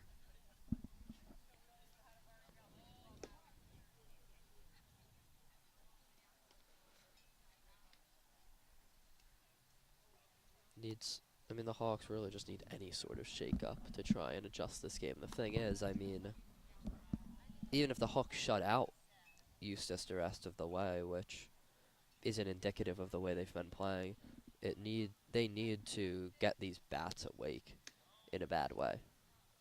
You definitely say that. We have not seen a hit from St. Joe's Prep since Johnny Sittler's last hit in the 2nd inning, and it's been now the bottom of the 5th. So you're definitely right in your criticism there, Don, that the Prep just need to get the bats going. There's no really other way to put it. Yeah. You ever go outside to take out the garbage at 2 a.m. and it's just very quiet? No. Oh. I've never done that. I take out the garbage at a normal time. Have you? Oh yeah, done that too. Done that too. So would you say? I was just trying to think of an analogy for something being quiet. Well, I mean, yeah, it's definitely quiet here. Yeah. You could have. I feel like there could have been a lot better ways to word that. Come on, man. Come on. Just work with me here. Are there many people that do that though? Who take out the trash at 2 Like a.m.? everyone's done that like once. I have never done that. Wow. Maybe at like 7 p.m. Maybe you're the weird one here, man, not me. I guess I might be. But anyway, getting back to this one, Blanc, his first pitch. That one high, steal over to second, and runner going to be caught, and a run is going to score. But anyway, over at second, Matarisi will be caught, but Fiola will score, and it is now 6-0 Bishop Eustace. Yeah. Runners off the bases are cleared. Unfortunately, one of them scores. Eustace now leads 6-0. And Fiola, he has come across the plate 2 times, and he has gotten 3 stolen bases leading Bishop Eustace today. You know what's crazy? Hawks and the Crusaders have the same amount of hits today. That's something. And now it is 2-0 here with 2 outs. Prep just trying to get out of this inning. Have given up 5 runs in the last 2 innings. Blanc just trying to get out of it. There it is. Or timeout called by the batter, that being Sullivan. And now we will get back to it. I also want to know what's interesting for Bishop Eustace. They have gotten a double, a single, a double, and a triple. That have been all of their 3 hits. 3-0 now. That pitch on the outside. Eustace has certainly made the most of their opportunities. When they get a pitch they like, they hit it, and they hit it hard. Yeah, they've been very selective as well, which has gotten them to had a few walks here today. They have had 6 total walks. 3-1 now. That one right down the plate for Blanc.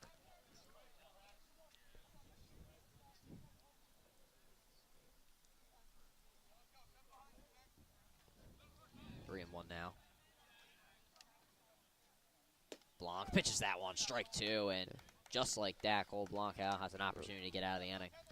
Forces pressure on the batter, Sullivan. Full count right here. Due time to get out of this inning. Full count here for Blanc. Pitch. Swing and a miss. Strike 3 called. Got it. Swinging. Cole Blanc gets out of the inning. But once again, the damage is done for Bishop Eustace. 1 run given up against Nolan Cobb. 1 run given up against Cole Blanc. That will end the 5th inning overall. And we'll go to the top of the 6th when we come back here on WSJP. Don't go anywhere.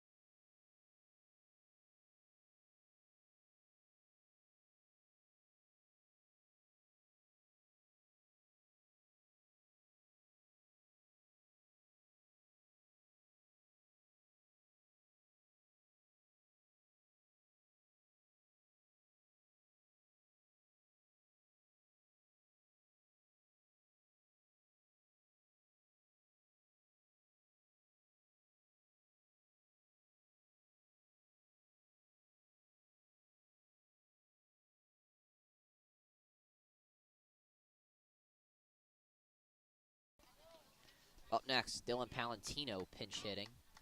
And we'll read off his stats in just a second. That pitch in there for a strike.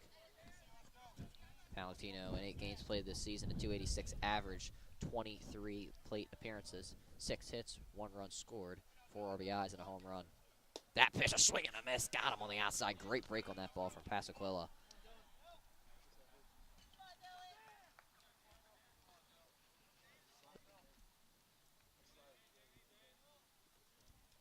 Palantino pinch hitting for Patrick Veza. Pinch hitting for Heinekone, actually, and swing and a miss, strike 3 called, got him swinging. Dylan Palantino goes down on 3 strikes. Yeah, Patrick Veza up next. Mixing my names up, Sullivan. What are you doing, bro? I apologize, but Yeah. now Patrick Veza is up. Yeah. Veza opened the hitting for the Hawks in the first inning, got a base hit. It's been silent so far. And Veza fouls this one off. Veza hopefully can recapture the skill he showcased in the first inning. Needs something to get the Hawks back on track as they have completely stalled out offensive-wise. The 0-1 now to Veza. That one high and on the outside, 1-1 now. Pasaquilla, 68 pitches so far through a total of 5 innings of work. We'll see if he can make it 5.1. Yeah. Or actually, he has made a 5.1. We'll see if he can make it 5.2 in just a second. The 1-1. Veza takes that one for a strike. Yeah. Got him on the off speed. Pasalak was still throwing great balls. Yeah. Have to admire the stamina of his arm. Pasaquilla now has Veza down 0-2. We'll see if he can get the second out of the inning. And Veza going to hit that one into left. What a diving play out there by Fiola for the second out of the inning. And for the Prep, that's just another strain of bad luck. Yeah. Impressive diving catch, robs Veza of what seemed like a impending base hit. And now Robbie Grasso up, but 2 outs, nobody on. I mean, it's just a bleak situation he's coming into. He's 0 for 2 on the day as well.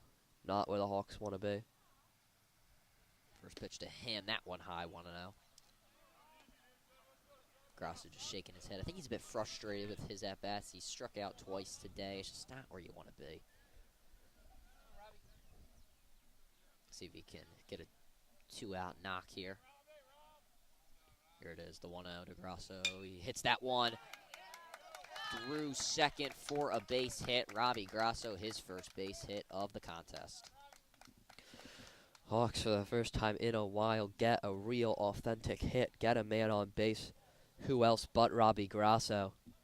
He needed that, and up next will bring his brother, Chris Grasso, who is also 1 for 2 on the day. He needed that if you're St. Joe's Prep. Yeah. Chris got a hit earlier. Needs to emulate his brother Robbie here and do it again. First pitch, that one low, 1-0. Yates looking back, Grasso at first. Grasso not going anywhere. At least we would think. For now, Grasso does have 6 stolen bases on the year. So, definitely something to look out for. The 1-0, that one high, throw back over to first to Rosenberg, and Grasso in there safely. No tag attempt from Rosenberg. It's 2-0 now, though, to Chris Grasso. On the stat sheet, I have to write the R and the C just to make sure I understand. Distinguish. Yeah, just understand who's who. Pasaquilla has Grasso up the count, 2-0 now. 74 pitches for him. Here's the 2-0. Grasso fouls that one back. Yeah, I totally didn't flinch at that. Yeah, none of us at all.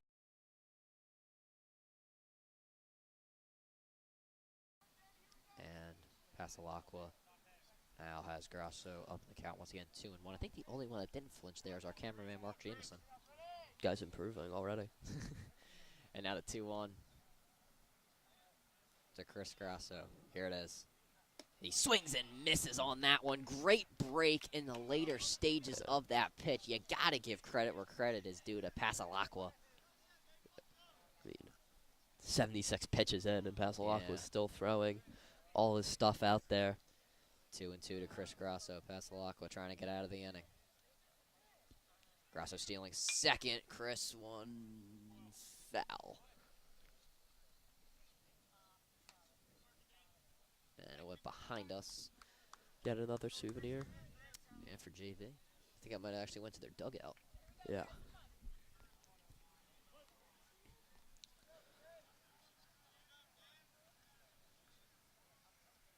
The 2-2. Robbie gonna steal again. Chris swings and misses. Strike 3 called. Got him swinging and Pasalakwa showboating as he goes back to the Bishop Eustace dugout, and he's got a reason to. He has been absolutely dominant here in today's game, and that will send Cole Blanc and St. Joe's Prep back out. Some changes. As we know, Dylan Palantino now gonna play catcher here for St. Joe's Prep as he substitutes for Emilio Ineco, and Palantino did play catcher in New York against Fordham Prep when when Ineco sat out for that second game. And here on WSJP, our first chance to see Palantino play behind the dish. Yeah. Pasalakwa, 78 pitches, a shutout, and 6 strikeouts. He has pitched incredibly well this game. I give him a lot of credit as he has played great. We'll see if Cole Blanc can emulate something that he's had, as you're going to need a miracle if you're St. Joe's Prep to come back here, as you got 1 inning to put up at least 6 runs, and I believe at least one more pitch, and we'll get the throw down to second.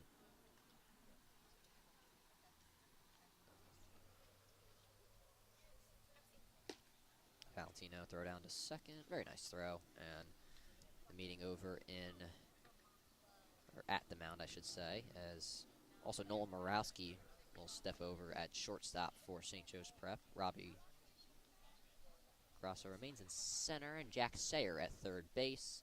Falcone will go to second. So lots of changes here for St. Joe's Prep. I can't see who is changing the infield, but I believe for now, I'm going to say for now it's the same. We'll see if it's any different, but for Bishop Eustace, it is the same for them. Ione going to step up for them. He's 0 for 2 on today's game. Hawks start the inning off with a strike. Yep, first pitch strike from Blanc. You'll love to see that. Here's the 0-1, and Ione hits this one to third. Morawski able to field it. He's not going to get it over to first. Ione will stay at first as Palantino was there to make sure that he did not go to second. And 1 runner on with no outs. Yeah. Infield's hit for Ione. Impressive effort, but Fro just couldn't get there in time. Yes. Rosenberg back up. Been plunked both times. And they will officially rule it a hit for Ione. Pinch runner right here. It's going to be number 8, Colin Boyle, coming in for Ione. Boyle, 4 games played, although he has yet to take a plate appearance. Clearly only used as a pinch runner. May see his speed in just a second. First pitch to Rosenberg is going to be outside. 1-0. Second pitch. That one in there for a strike. That's what you need if you're Cole Blanc. Rosenberg was I'm sorry, he has got been hit by. plunked. He's been hit by a pitch twice in this one, as he has not gotten a lot of luck when it comes to that. But hit by pitch just as good as the single. And now the 1-1. This one going to be hit to Falcone. Fields it cleanly. Nope, not going to field it cleanly. An error there for Falcone, and Rosenberg will get on.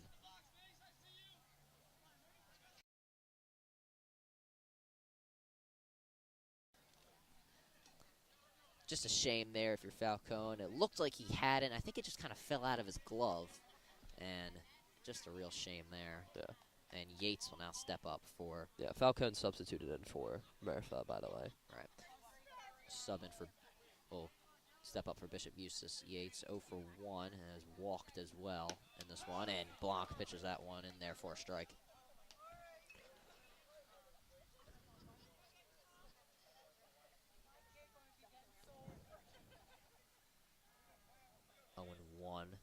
to Yates.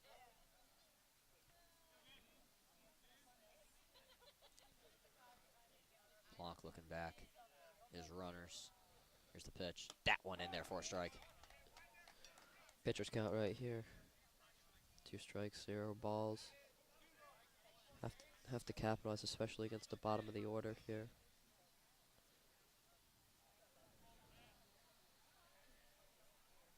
The 0-2 now.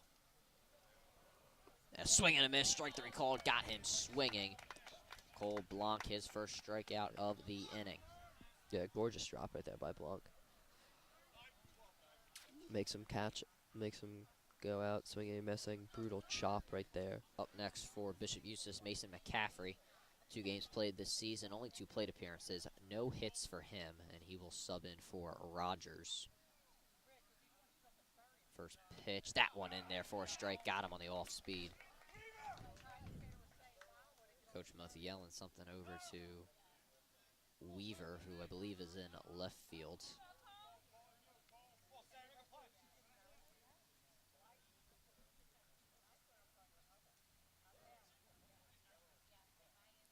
And this one a bit high, but a looking strike to McCaffrey. Tried to just like anticipate the swing and a miss. Didn't get it. Yes, I did Yeah. actually. What are you gonna do? Anyway. And now the 0-2, a bit low.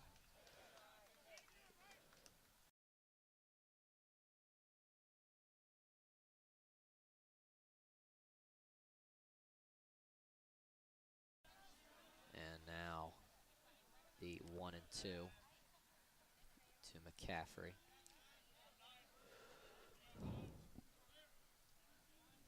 Here it is. A swing and a foul tip. And it will remain 1-2. McCaffrey stays alive.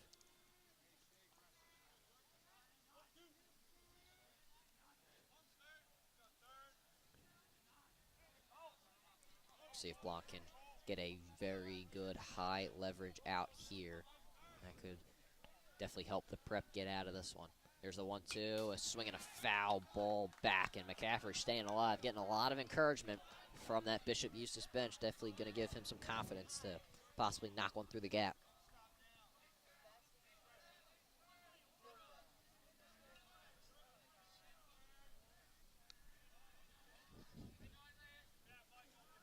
The 1-2 again, and this one fouled off, heading towards the Prep dugout. It goes behind their dugout, and it will once again remain 1-2.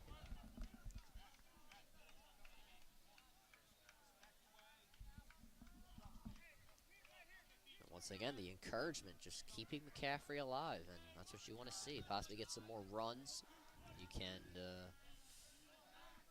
waste that pitch count from Cole Blanc. The 1-2 for, I believe, the 3rd time. Here it is. This one inside 2-2. McCaffrey thought about swinging. Yeah.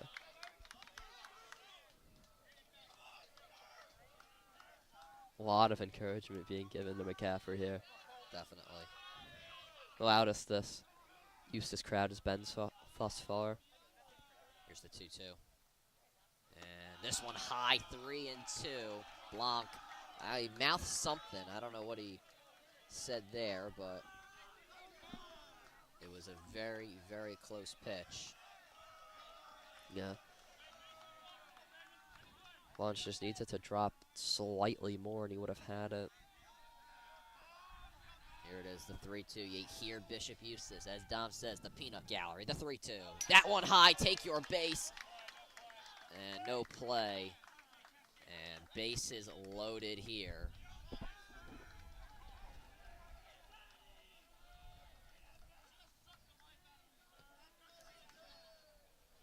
And now bases loaded for St. Joe's Prep. Palantino giving some call to Cole Blanc. I'm not really sure what the tap on the head means. Normally that means screen in basketball from when I played. But this isn't basketball. Waldron Mercy's Yes. finest hooper. You could definitely say that. Julian McKee was played for Waldron as well. I don't know if I could say I was better than him, but nonetheless, looking strike there for Bell, who was 1 for 2. Hit a triple in this game. Also has been one runner scored, one of the 6 for Bishop Eustace. Here's the 0-1. That one hit foul, and that will go to the JV field. Good thing nobody's playing on that field right now. That one didn't look too good.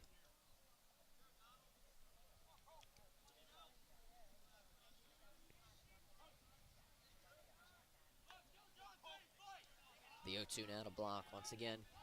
Do get a great strikeout here. All 4 outs at every single base. So that does help a little bit if you're the Prep. 0-2, that one high, 1-2 now. Yeah. Blanc's coming in high on a lot of these pitches recently. Have to hope that the Eustace dugout isn't getting to him. Would hopefully hope not at all. The 1-2 now from Blanc. Valentino told Blanc to cool it a little bit. This pitch gonna be hit into center. The play is gonna be made. Runner tagging from third, and he will get in. It is now 7-0.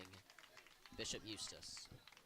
Yeah, the pinch runner, Colin Boyle, manages to score for the Crusaders, extending their lead to 7 runs. Sack fly right there.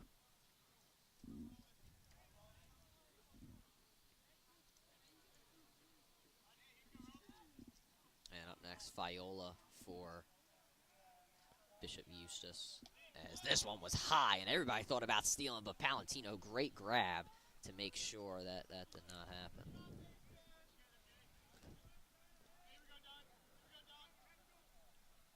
Block just needs one more out to get out of this one.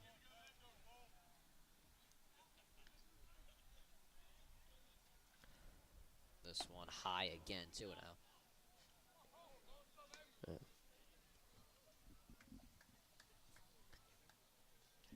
Cole Blanc just really struggling to get his pitches down recently.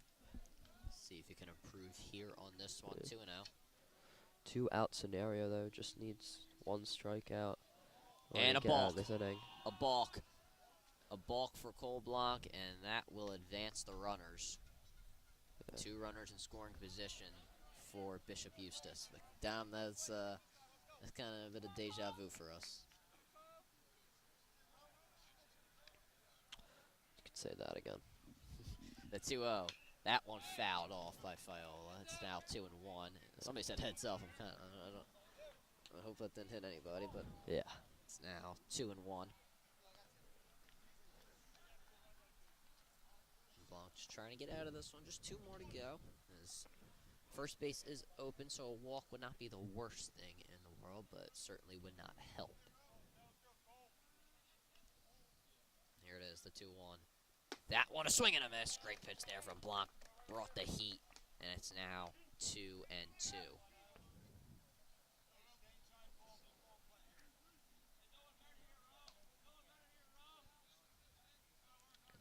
And now the 2-2 from Blanc to get out of the inning. Here it is. That one low, 3-2. Everybody thought about getting a jump to steal, but Palantino, great work behind the dish as he's been able to stop everything and make sure no steals are given up. 3-2. The full count, high pressure situation. We've seen it a few times in this one. Here it is. Swing and a miss, strike 3 called. Got him swinging on the foul tip. Palantino makes the catch, so it will end the inning.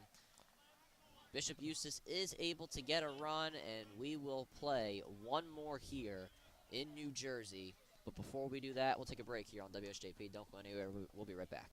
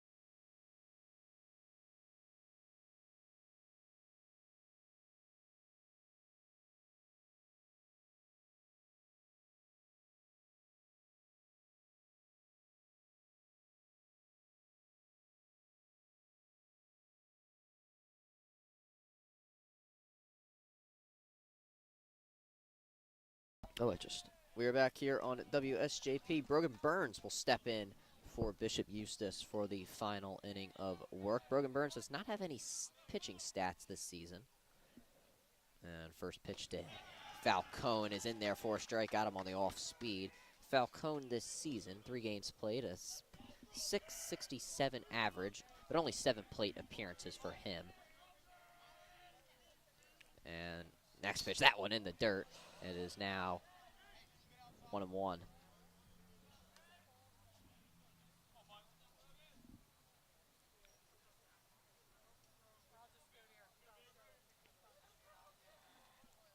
And now the 1-1 here to Falcone. That one low, and that hit Yates hard in the chest. It's now 2-1.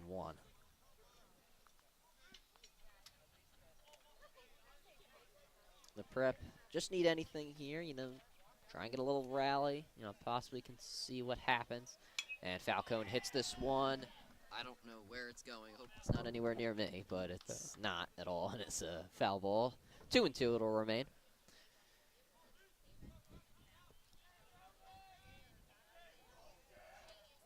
And now the 2-2.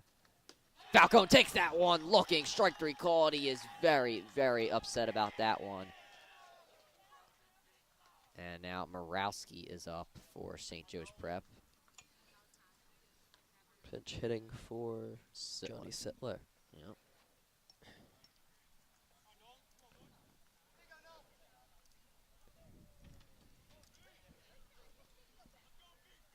And first pitch, a check swing. He went around 0-1. Morawski this season, a Cumberland commit. 4 games played, a .250 average, 4 plate appearances, 4 at-bats, 1 hit, 1 RBI. Also a pitcher. 2 appearances this season, a 1.91 ERA. And Bell's not going to field it cleanly over a third. A base hit for Nolan Morawski. Impressive work by Morawski. Managing to find the will to get something going in what has not been a very morale-boosting game for the Hawks. And pinch hitting now is Jack Sayer for William Ward.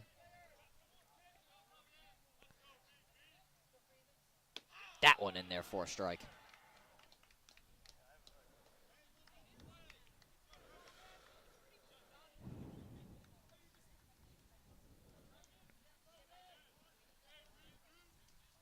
Second pitch, that one way inside. It is now 1-1.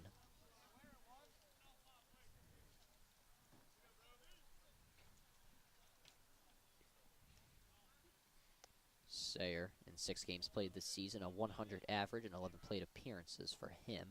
This pitch, a check swing, and he goes around. It's now 1-2. Yeah, changed his mind, but way too late on that one. Was solidly around on the check swing. And the 1-2. Burns almost got it done there. This one fouled back, and it will remain 1-2. Prep just trying to get anything going here. 1 out in this 7th inning. The 1-2 hit to the mound. Burns able to field it, gets it to first, and Sayer is out. Morawski will move over to second.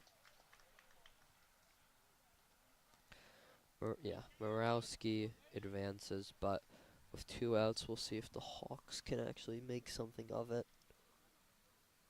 Up next for St. Joe's Prep, Danny Matthews, who is pinch hitting for Jack Keenan. And first pitch here from Burns. That one low. Morawski going to steal to third, and he will get in there easily. Yeah, Matthews waves Morawski on, you can see. But, yeah, by far, just a wild pitch that makes perfect sense to capitalize on. Matthews in 6 games played this season, a .250 average in 8 plate appearances, and a double on the year.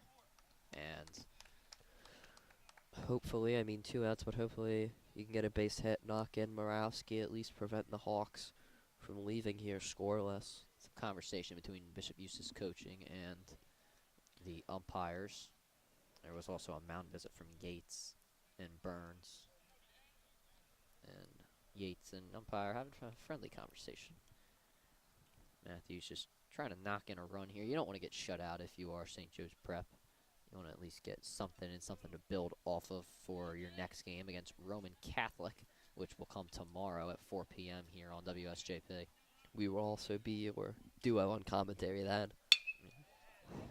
This one hit high to center field, and that will end it. Bishop Eustace get it done here at home field. They shut out St. Joe's Prep 7-0 as they end this one. Yeah, Matthews smokes that one into left center, but it's hauled down by Bishop Eustace despite the solid contact. Hawks close out, continuing their losing streak, and as it extends to 4, hopefully they can bounce back in PCL play tomorrow against Roman Catholic. A lot of self-inflicted mistakes today. Not the Hawks that the Hawks want to be. The Prep, they will, as Dom mentioned, try to get back into this one tomorrow against Roman Catholic. In addition to that, we will have lacrosse on Wednesday at 6 p.m. at LaSalle. That is one of the biggest games, well, I could say the biggest game of the year for St. Joe's Prep Lacrosse. Make sure you guys tune into that. On Thursday, we will have baseball at FDR Park against Archbishop Wood, and then on Saturday at 2 p.m., lacrosse against Devon Prep. Thank you guys for tuning in here to WSJP. From myself, Ryan Sullivan, my color analyst and producer, Dom Schalk, our cameraman, Mark Jameson, we say thank you, have a good night, and go Prep.